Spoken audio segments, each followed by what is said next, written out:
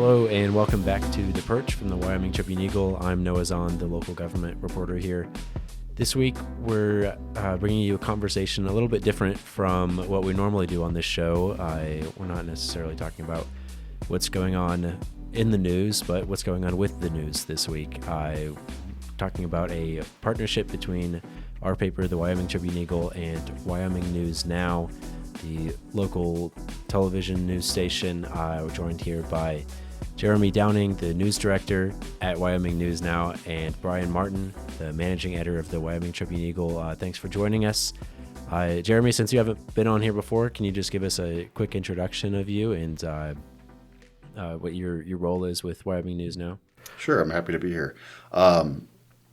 As news director for Wyoming News Now, something which a lot of viewers will know as, KGWN, CBS 5, all these, the branding has changed, but the journalism and the dedication to the community is the same. But as news director, I have oversight over the stories, the look, basically everything.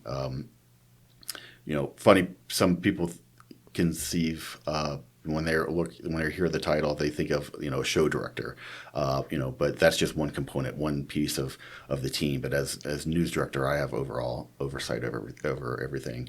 But journalism is a great part of our community, and it's important. And we're just here to continue the legacy of everyone that's come before us and tell great stories and keep the community informed. And I'm not sure which one of you wants to touch on this, but could you tell me a bit about the genesis of this partnership and why we're starting this now?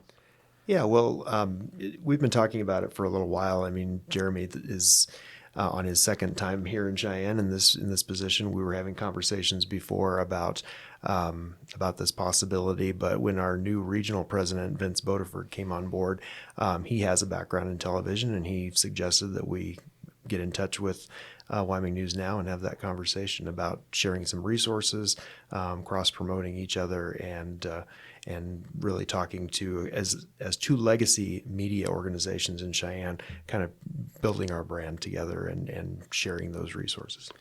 And so, what does this partnership look like then? Because it's not. We're not the same company now, but it's a media partnership. So what is that going to look like? Well, a lot of other communities have a partnership similar to ours. I mean, you've seen that for years in the Denver market. A lot of larger metro markets have this kind of partnership between newspapers and broadcasters, whether it be television or radio. We've had an ongoing relationship in our sports department between KFBC Radio and the newspaper, with our sports editor, Jeremiah Jonke, being a host of one of their sports shows. In Denver, they've had cross-promotion, and you see it in the other markets where they'll share the news stories from the TV station on the newspaper's website or even in print, and vice versa. We expect that's going to be the main thing that we're doing, is telling each other about stories we're working on and supporting each other's journalism. Mm-hmm. And Jeremy, on your end, it sounds like Vince approached Wyoming News Now first. I'm not sure if that's what happened. What if that is? What was your reaction to that? And how did you first envision that partnership? No, Vince, he's pretty well known, and he's a great journalist in his own right. And, honestly, it just made sense. We're between the Tribune Eagle and ourselves.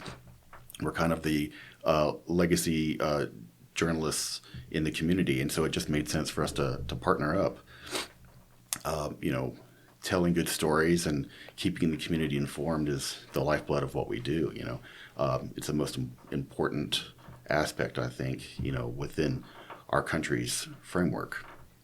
So to partner up with the Tribune Eagle just kind of made sense. And, this is my second stint here as news director. I was here from 2014 to 18 before, trying out a couple other communities, but, Wyoming is home.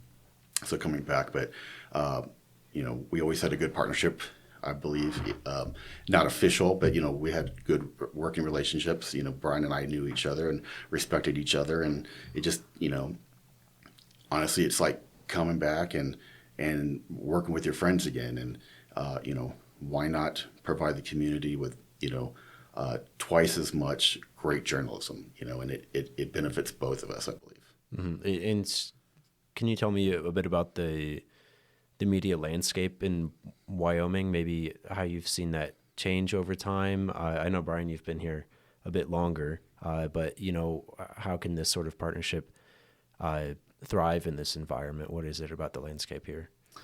I think like a lot of, not just journalism, but there are different types of work that they've had to condense, due to just the changing tastes and how people, at least for our viewership, people absorb news differently. What we used to call appointment viewing isn't really around anymore, and that's when it was like 5 o'clock, 10 o'clock. You got to sit down and watch the news, or you wake up in the morning and you open up your paper. People tend to do things on their own time now. So that's a lot of it has to do with the rise of the web and social media. People are, taking that news content in whenever they can. It's not just sitting down at a certain time to read the paper or watch news. So that's changed. So we have to adapt and change with it.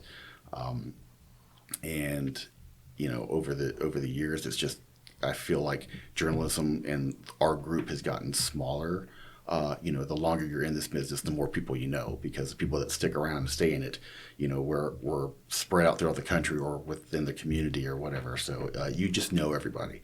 And a partnership like this is great because those of us who are here are really dedicated to what we do. There's so much happening that we can't possibly get to each and everything. So by relying on each other, we can keep the community well informed. And Brian, I know you've been here for around 25 years now at the Tribune Eagle. Is there anything else that you want to add to that? Yeah, I mean, one of the main things, as Jeremy alluded to, is just the difference in how people get their news. I mean, at the Tribune Eagle, in my 26 plus years, I've seen a lot of changes, and I've seen us going more and more into the digital realm. Part of what we're doing is we're providing news in a variety of different ways. We don't just have a newspaper anymore, which is only printed 4 days a week. We have a 7-day-a-week e-edition, which looks like the newspaper, that's online. We have our website. We have a smartphone app, the Wyoming News app that you can download or read stories on, and you can read on that app both something that looks like a newspaper, or you can read individual stories. We've got this podcast now that's been going on for 27, 28 weeks. And now this new partnership with Channel 5 gives us an opportunity to add more video and promote our stories on their platform and have them promote with us. One thing we did really early is get Carl Rippey, their chief meteorologist, involved, and he's been recording a daily weather segment for us that's been going up on our website. You can get that on the app or on the website for free and get your morning weather forecast anytime by just clicking on our website, and it provides some cross branding for them. At the end of that segment, he then reminds people that there are broadcasts 3 times a day, and he'll let you know when you can come back and get more weather. So it's a good opportunity, as Jeremy said, to spread out and cover a variety of different things and share them in different ways. Mm-hmm. I'm not sure that I have too much more. Is there anything else that either of you wanted to discuss for this? No, I appreciate Jeremy coming in and talking with us. I look forward to this partnership, and I think our readers and our viewers on both platforms are going to really benefit from the partnership that we have going and getting started right now. Personally, I think it's important for our readers and viewers to know that this partnership is just an extension of kind of what I feel has always been there, where, again, that mutual respect, but we've had different platforms, but I feel like we've never been competitors against each other truly. Our goal has always been to provide the most reliable, best coverage for the community, tell the best stories, keep them well informed, and this is just us combining resources so we can do that even better. Yeah, so people may start seeing the Wyoming News Now folks on our website, and our faces may be on your broadcasts every now and then, but there's no expected change to the actual content that we're both producing, right? Right, exactly. Mm-hmm. We are still separate companies. We're just, partnering together to, again, let's tell the best stories we can and get to as many people as possible and tell as many great stories as we can and keep people informed about what's going on in their community. Great. Well, thank you. I appreciate you, Jeremy and Brian, for joining me on the podcast here this week. Thank you.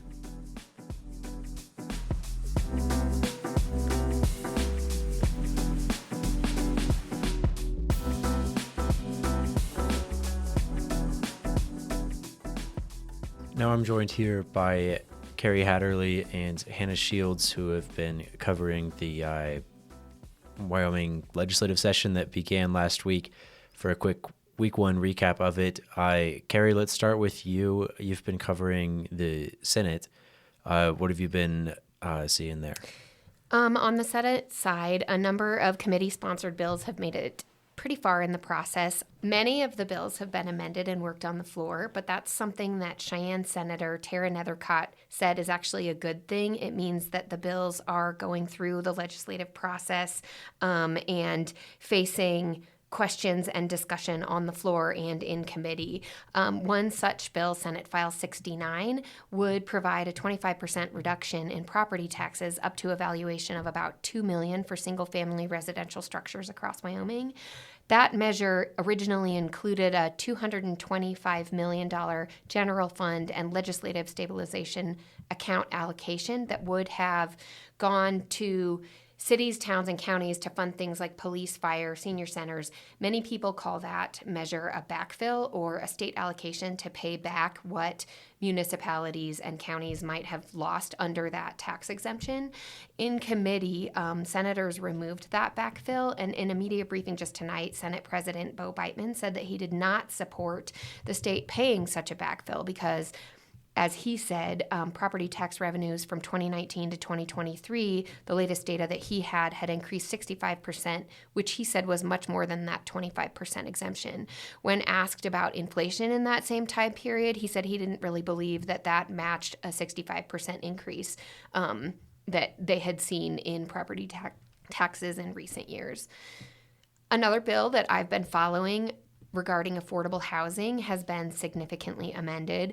Senate File 40, the zoning protest petition, was originally designed to make it easier for developers to build apartments and multifamily units as affordable housing, and by increasing the bar of required citizens to protest such zoning changes.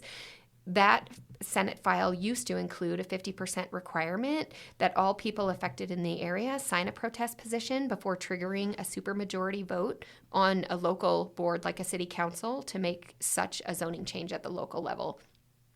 This week, Senator Dan Larson moved to amend that 50% down to 33%.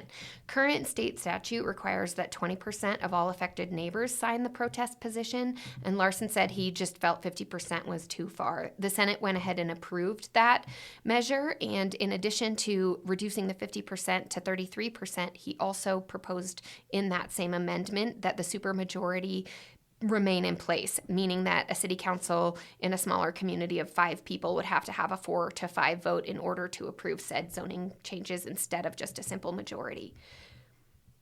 But in an interview today, the Wyoming Business Alliance president, Renee McKay, told the Wyoming Tribune-Eagle that he's glad the Senate has passed the zoning amendments, even with the 33% amended down, and that those will go on to the House now. He called it one of the only levers the state can pull to help creating more affordable housing, and he actually praised the city of Cheyenne for taking steps at the local level to do this same type of thing.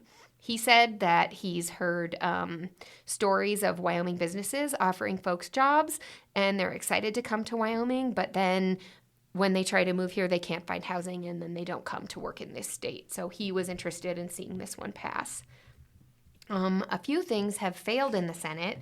Today, in Committee of the Whole, the Senate voted to kill a bill that would have required school districts to create cell phone policies.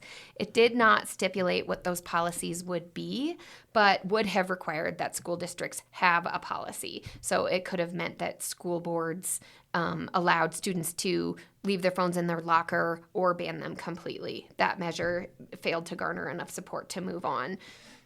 Coming up, the Senate will consider a repeal of sales tax on firearms, a measure to add party affiliation in school board races, another bill that would create immunity for overdose reporting, and another Senate file that would create separate hunting seasons for white-tailed deer and mule deer.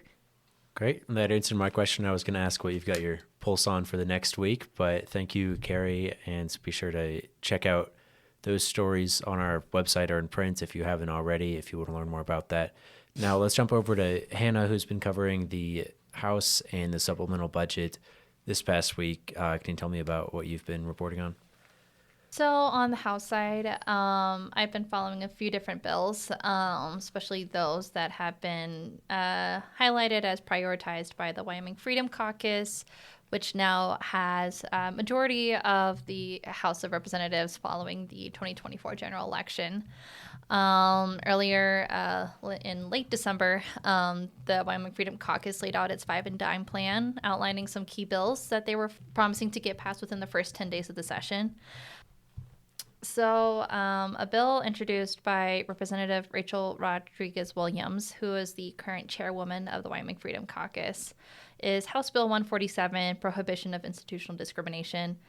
Basically what this bill does is it prohibits any DEI practices, programs, or activities in state institutions, which includes public schools.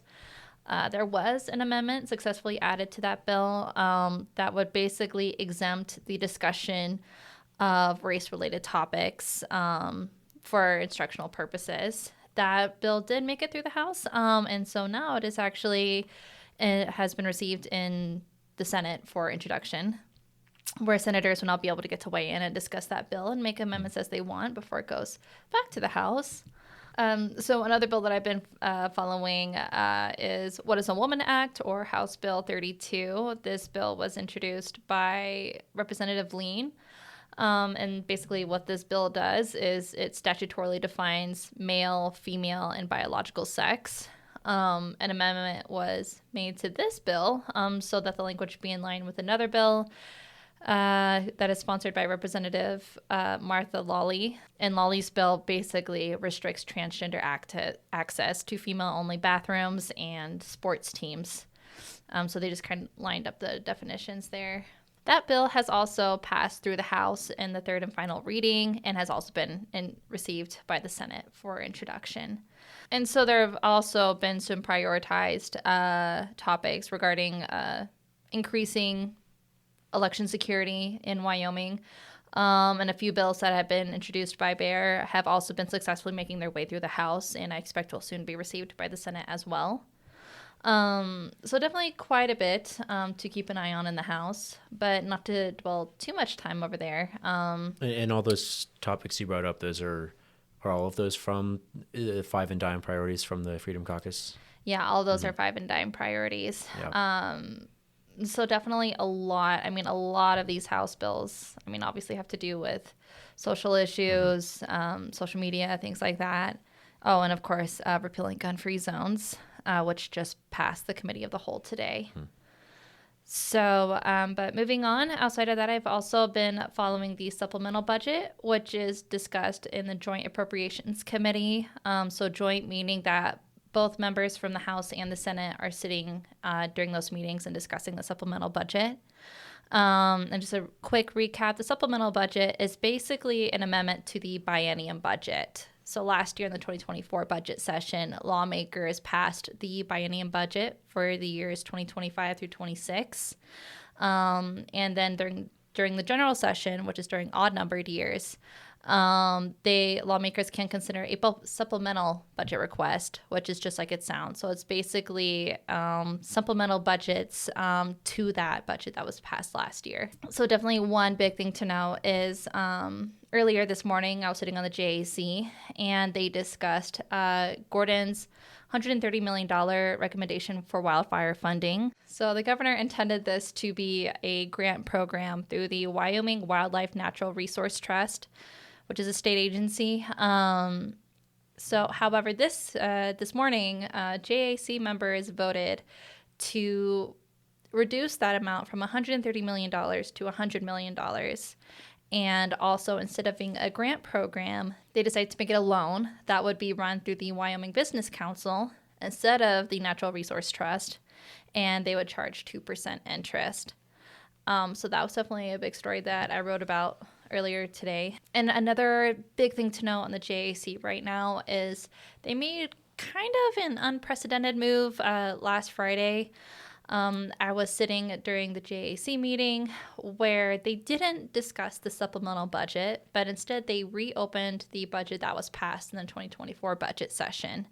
And they decided to, quote unquote, override governor's vetoes that he had made to the supplemental budget before.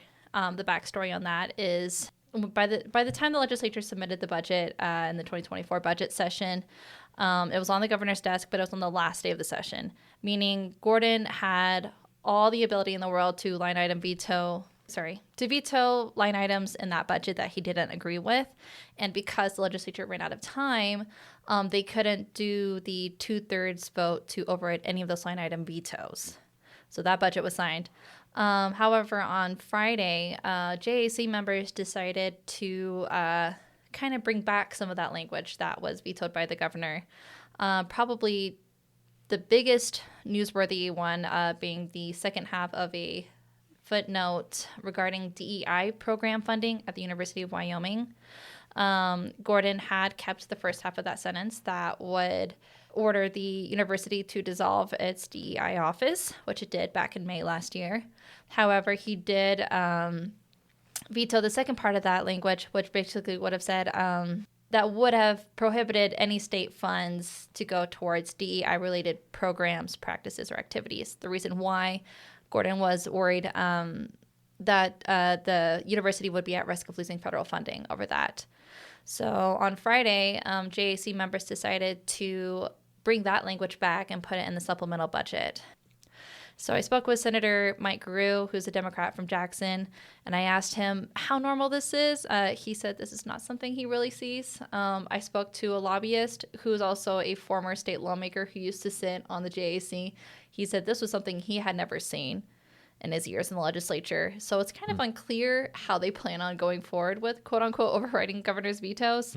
I do know that JAC met with the governor at 1:30 Friday afternoon to talk about it, but members of the press were not allowed inside to hear that discussion.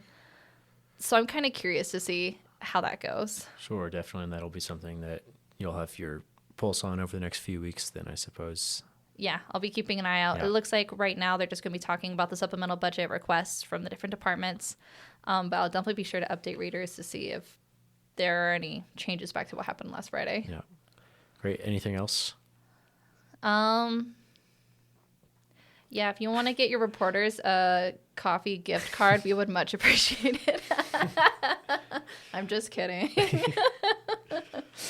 In closing, I would just say that Senate Majority Leader Tara Nethercott reminded the media this afternoon that we're still pretty early in the session, and much of what the lawmakers are doing could look significantly different by the time we finish up in 6 weeks. Great. Thank you, Carrie and Hannah, for that week one update, and be sure to follow along with their stories as they continue to cover that.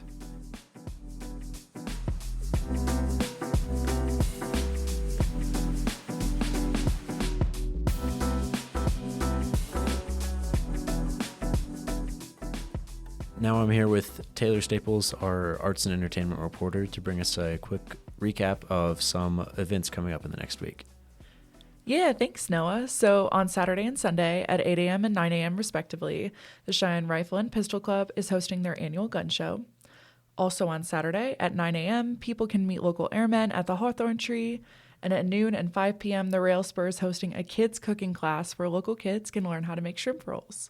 And finally, the grand reveal for the water tank mural design will be from 2 to 4 p.m. on Saturday at the Cheyenne Creativity Center.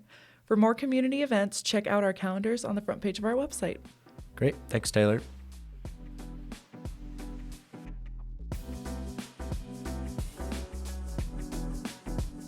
A quick local news recap from this past week before we end today. A house fire in Burns caused residents within 1,000 feet of the blaze to be evacuated to Burns Town Hall on Friday afternoon. The evacuation was prompted by suspected hazardous materials on the property. Residents were able to return to their homes later that evening, and the cause of the fire is still under investigation. Additionally, a suspect in a fatal stabbing, Joseph Gish, waived his right to a preliminary hearing last week in circuit court. His bond was adjusted to $2,000 cash or surety at the advice of the state, despite his lawyer's argument that Gish stabbed the victim in self-defense and is his family's sole financial provider. And finally, the Laramie County Board of County Commissioners approved a potential $100 million expansion of the Horse Palace location at Swan Ranch off of Interstate 25 that would increase their capacity to house 600 additional gaming machines from their current capacity to house 400. Next, the owners will go before the Wyoming Gaming Commission for final approval. And that's all for this week. Thank you for tuning in to The Perch from the Wyoming Tribune Eagle, and be sure to tune back in next Wednesday for more.